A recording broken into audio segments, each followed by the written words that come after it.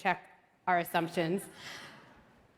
I'm saying this because while I'll be focusing today on a parent-child relationship, please know that everything I'm talking about is applicable to any meaningful relationship.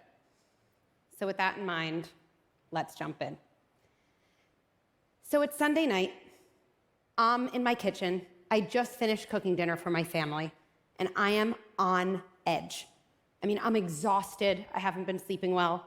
I'm anxious about the upcoming work week. I'm overwhelmed by all the items on my unfinished to-do list. And then my son walks into the kitchen. He looks at the table and whines, "Chicken again? Disgusting." And that's it. I snap. I look at him and I yell, "What is wrong with you? Can you be grateful for one thing in your life?" And things get worse from there. He screams, "I hate you." He runs out of the room and he slams his bedroom door. And now my self-loathing session begins as I say to myself, what is wrong with me? I've messed up my kid forever. Well, if you're a parent, you've probably felt that pain. For me, it comes with an extra layer of shame. I'm a clinical psychologist, and my specialty is helping people become better parents. And yet, this is true as well. There is no such thing as a perfect parent. Mistakes and struggles, they come with the job, but no one tells us what to do next. Do we just move on? Kind of just pretend the whole thing never happened? Or if I say something, what are the words? Well, for years, as a clinical psychologist in private practice, I saw client after client struggle with this question. And now, as the creator of the parenting content and community platform Good Inside, I see millions of parents around the globe struggle with this issue. All parents yell. No one knows what to do next. Well, I'm determined to fill this gap. After all, there's almost nothing within our interpersonal relationships that can have as much impact as repair. Whenever a parent asks me, what one parenting strategy should I focus on, I always say the same thing: get good at repair. So what is repair? Repair is the act of going back to a moment of disconnection, taking responsibility for your behavior, and acknowledging the impact it had on another. And I want to differentiate a repair from an apology, because one apology often looks to shut a conversation down. Hey, I'm sorry I yelled. Can we move on now? A good repair opens one up.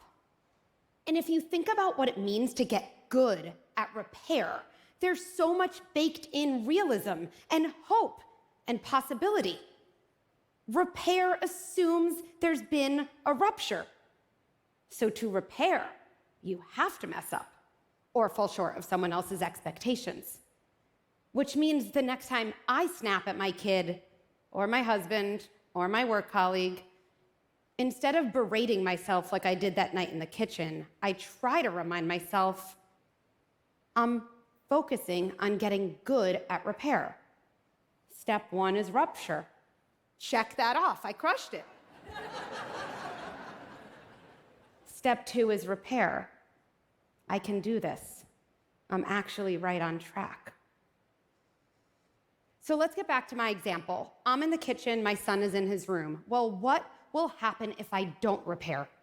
That's really important to understand and helps us make a decision about what to do next. Well, here are the facts. My son is alone, overwhelmed, and in a state of distress because, let's face it, his mom just became scary mom. And now he has to figure out a way to get back to feeling safe and secure. And if I don't go help him do that through making a repair, he has to rely on one of the only coping mechanisms he has at his own disposal: self-blame. Self-blame sounds like this: something's wrong with me. I'm unlovable. I make bad things happen. Ronald Fairburn may have said it best when he wrote that for kids, it is better to be a sinner in a world ruled by God than to live in a world ruled by the devil.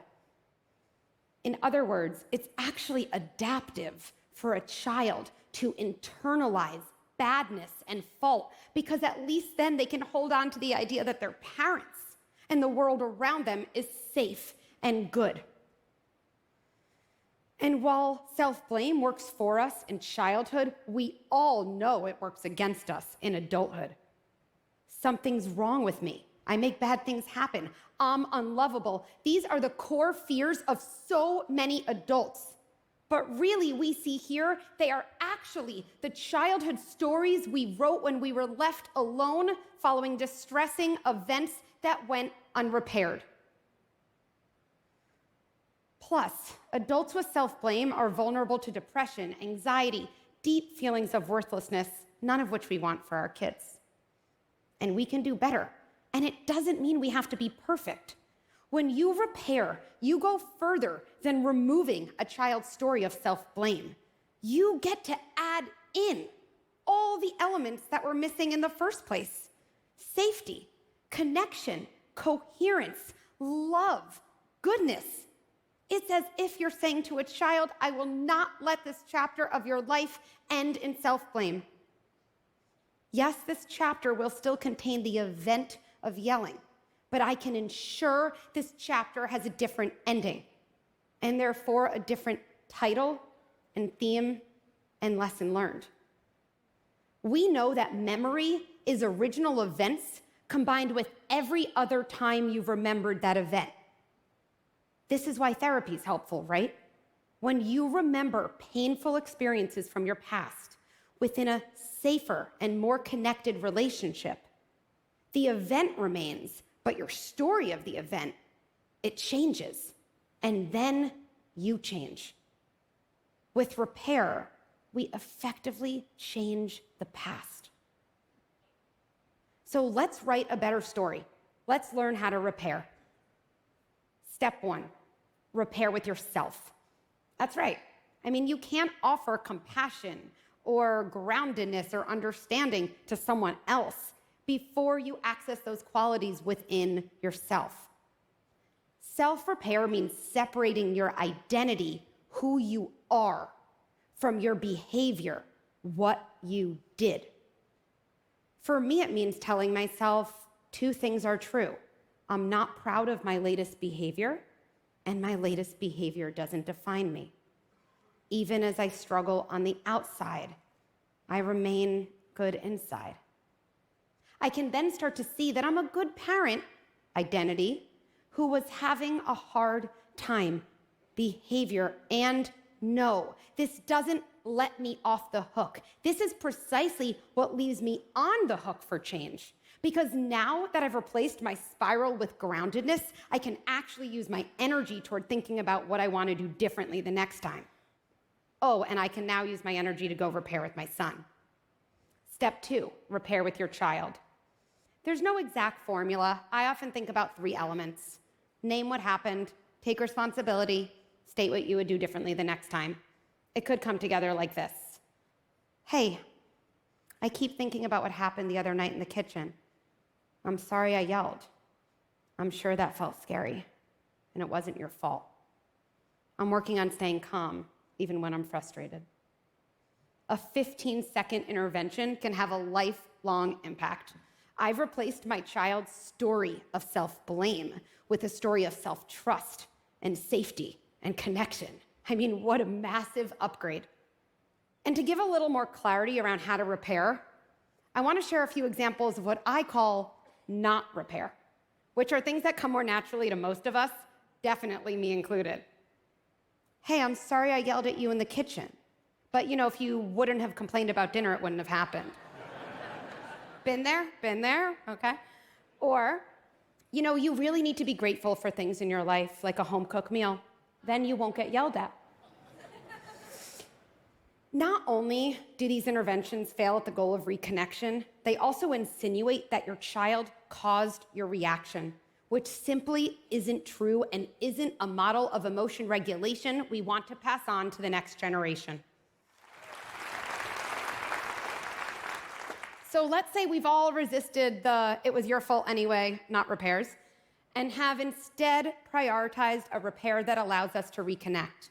What might the impact be? What might that look like in adulthood? My adult child won't spiral in self-blame when they make a mistake and won't take on blame for someone else's mistake. My adult child will know how to take responsibility for their behavior because you've modeled how to take responsibility for yours. Repairing with a child today sets the stage for these critical adult relationship patterns. Plus, it gets better. Now that I've reconnected with my son, I can do something really impactful. I can teach him a skill he didn't have in the first place, which is how kids actually change their behavior. So maybe the next day I say, you're not always gonna like what I make for dinner. Instead of saying, "that's disgusting," I wonder if you could say, "not my favorite." Now I'm teaching him how to regulate his understandable disappointment and communicate effectively and respectfully with another person. That never would have happened if instead I had been blaming him for my reaction. So here's the point where you might have a lingering concern. Maybe you're thinking, I have a feeling my kid's older than your kid. I think it's too late. Or, I've done a lot worse than you did in the kitchen. Maybe it's too late. Well, I mean this. If you have only one takeaway from this talk, please let this be it. It is not too late. It is never too late. How do I know? Well, imagine right after this, you get a call from one of your parents. And if neither of your parents are alive, imagine finding and opening a letter you hadn't seen till that moment. Okay, walk through this with me. Here's the call. "Hey, I know this sounds out of the blue, but I've been thinking a lot about your childhood. And I think there were a lot of moments that felt really bad to you. And you were right to feel that way. Those moments weren't your fault.